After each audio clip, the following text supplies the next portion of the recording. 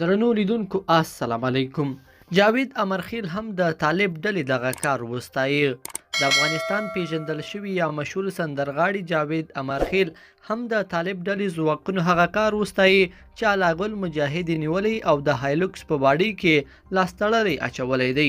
د معلوماتو له مخې پرون په کابل کې د طالب ډلې ځواکونو د ولسي جرګې پخوانی استازی علاء ګل مجاهد نیولی و او لاس تړلی د هایلوکس موټر په باډي کې اچولی و.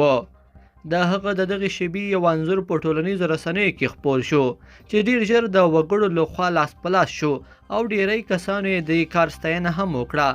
اوس دغه انځور پیژندل شوی یا مشهور سندرغاړي جاوید امرخیل هم د خپل رسمي فیسبوک پاڼې څخه خپور کړی دی او د طالب ډلې جنګیالیو د دې کار ستاینه یې کړې ده، خو هغه ورسره دا هم لیکلی دی ټول ولس یو بله هیله هم درڅخه لري چې د دغه غوندې نور چې څومره دي هغه هم ترې هیر نشي او ټول ورسره یو ځای کړئ چې د ده یعنې علاء ګل مجاهد هم زړه تنګ شي.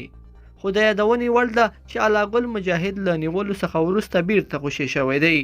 علاء ګل مجاهد په خپل تازه پیغام کې ویلي و چې د طالبانو لخوا سوء تفاهم سوی و او دی یې په غلطۍ کې نیولی دی. لیدونکو په دې هیله چې دا مطلب به مو راسره تر پایه پورې لیدلی وي. که مو دغه ویډیو خوښه شوې ویډیو لایک کړئ د سره او چینل ضرور سبسکرایب کړئ. تر بیا ښه وخت.